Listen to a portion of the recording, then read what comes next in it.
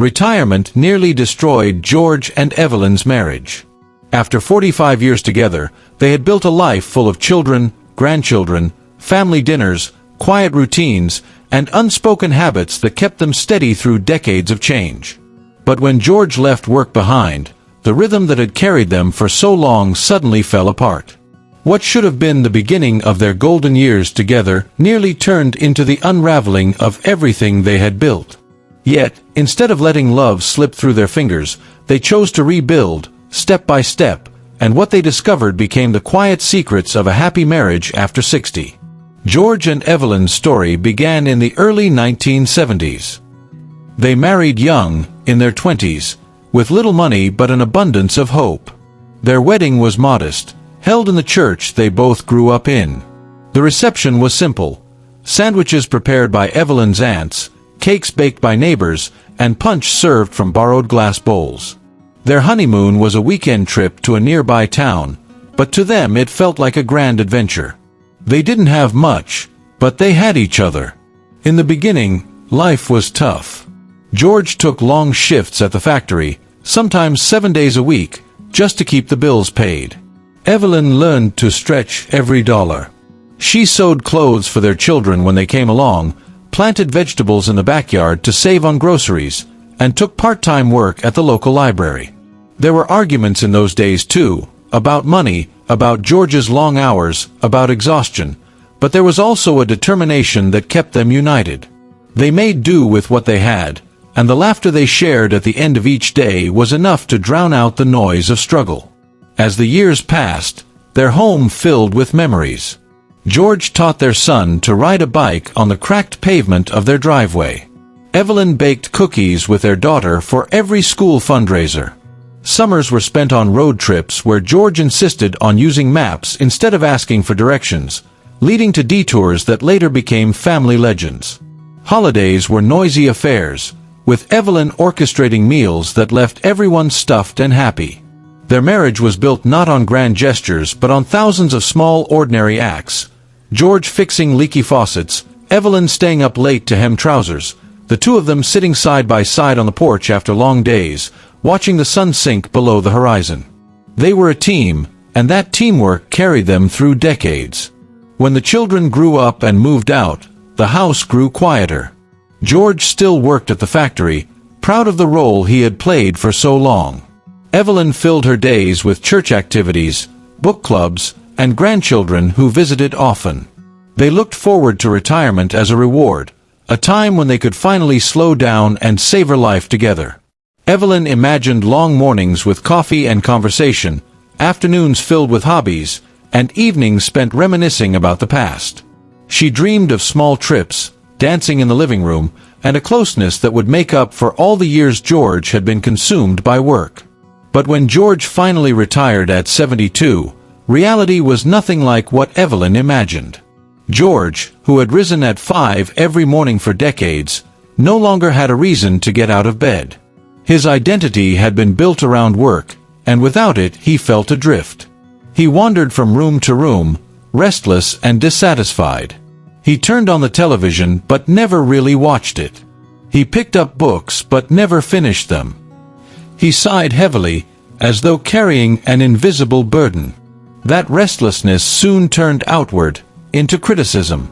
He began to notice how Evelyn folded the laundry, how she cooked dinner, how she arranged the pantry.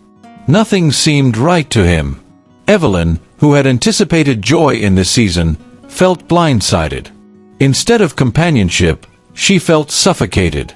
Instead of closeness, she felt scrutinized. She snapped back at George, defensive and frustrated. Arguments erupted over trivial things: which brand of cereal to buy, whether the curtains should be drawn, even who had misplaced the remote. Each quarrel chipped away at the peace of their home. Over time, the arguments grew sharper.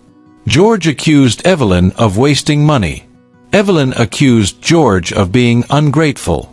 They stopped laughing together. Meals were eaten in silence. Nights ended with both of them turning their backs to one another in bed, the distance between them deeper than ever before.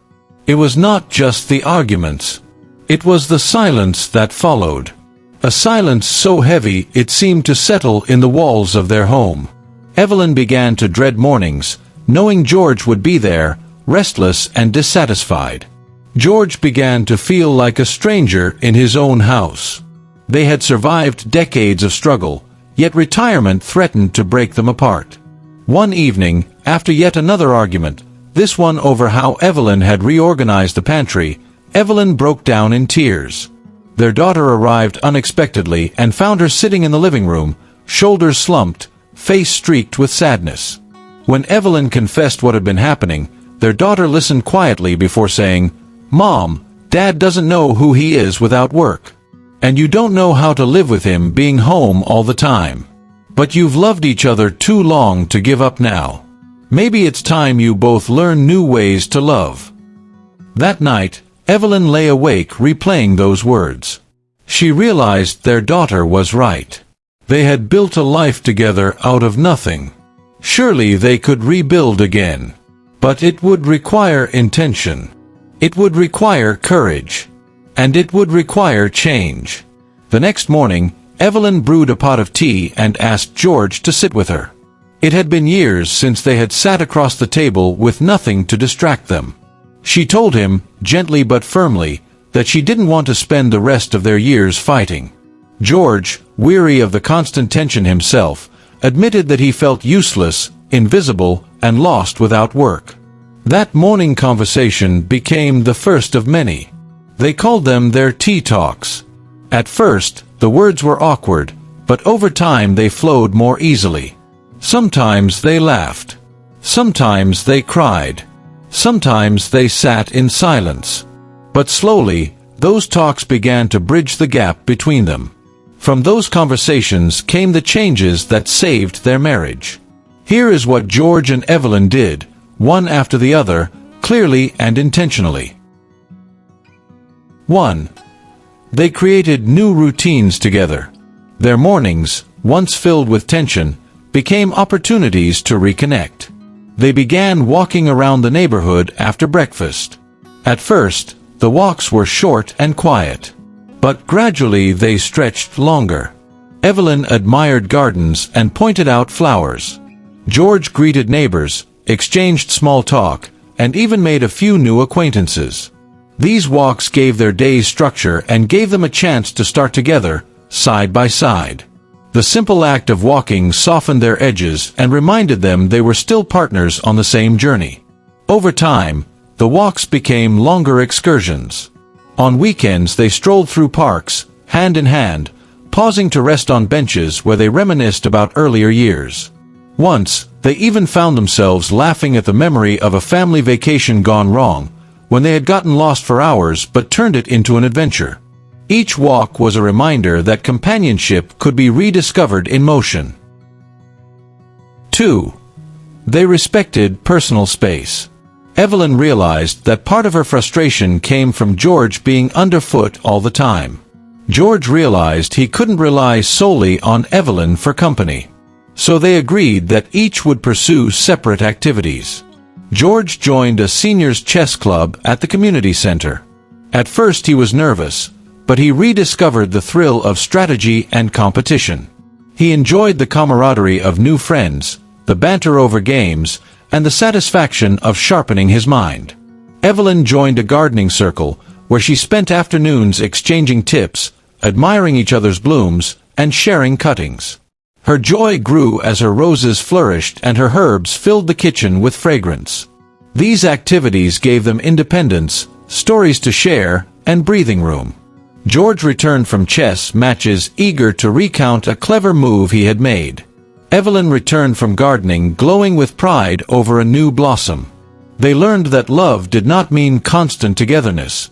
It meant allowing space to be individuals. 3. They kept their tea talks.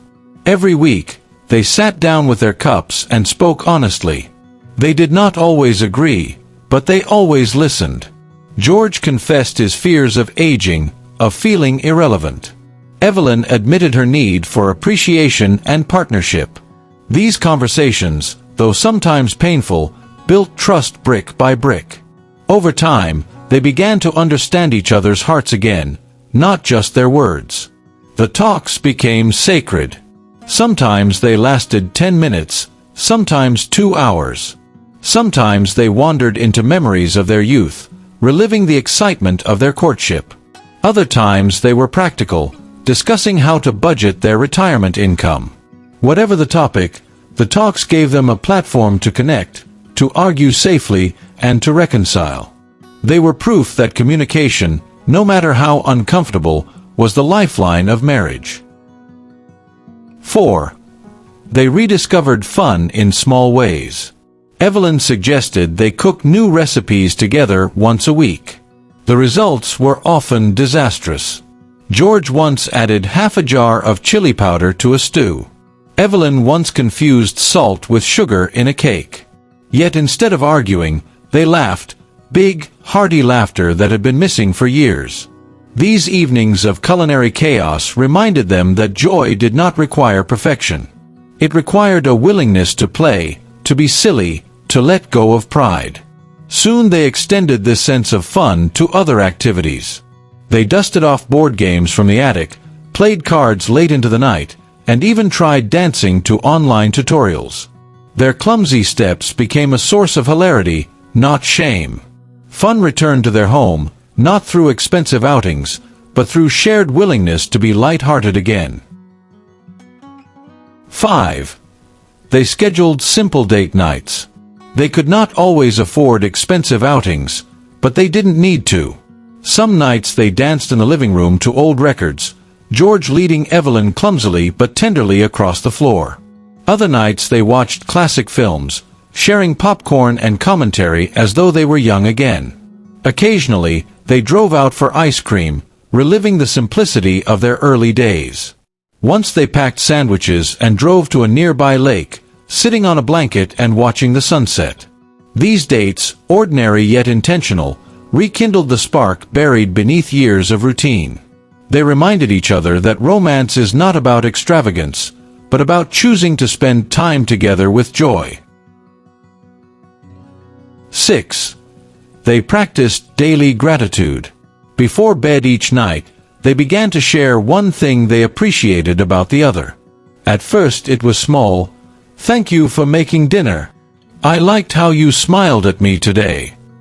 But as days passed, their gratitude grew deeper. "Thank you for listening when I felt down. I'm grateful you walked with me this morning." These simple acknowledgments shifted their focus away from flaws and toward blessings. Gratitude softened their hearts and reminded them of the love that still lived beneath the surface. On some nights, they surprised each other by recalling moments from decades earlier. George said once, "I never thanked you for staying up late all those years, sewing clothes for the kids. I see now how much you gave." Evelyn replied another night, "I never thanked you for fixing the house when we couldn't afford help. You kept us safe." These expressions brought tears, healing wounds that had lingered unspoken for years. Over time, these steps transformed their home. The heavy silence gave way to laughter again. The sharpness in their words was replaced with gentleness. Their children noticed it first, commenting on how warm their voices sounded. Their grandchildren remarked, "Grandma and Grandpa are always smiling now." Even neighbors noticed them walking hand in hand in the mornings.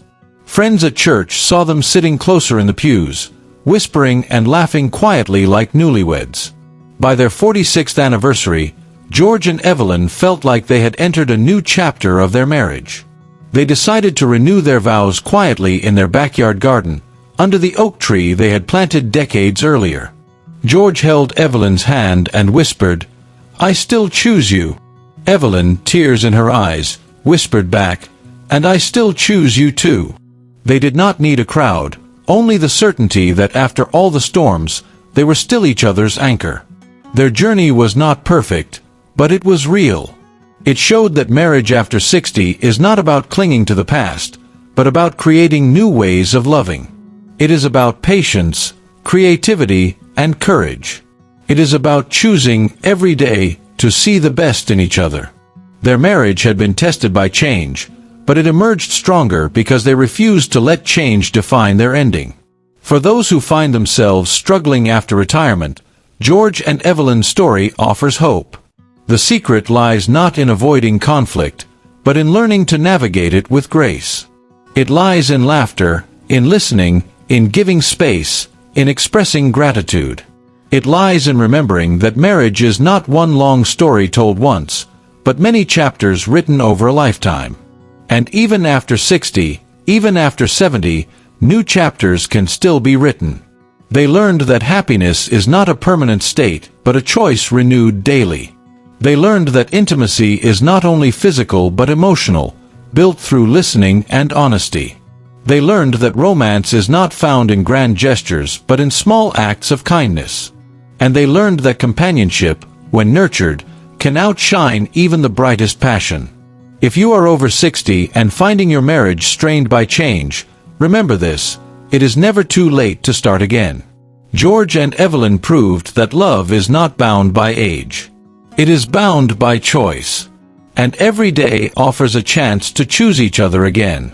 And now, let me ask you, what is the greatest secret you have learned about keeping love alive after 60? Share your wisdom in the comments. Your story might be the encouragement another couple needs. If George and Evelyn's journey inspired you, hit like right now, share this with a friend or spouse who deserves hope, and subscribe to Love and Life After 60. Because marriage does not stop being beautiful after retirement. Sometimes, it is in the golden years that love shines brightest of all.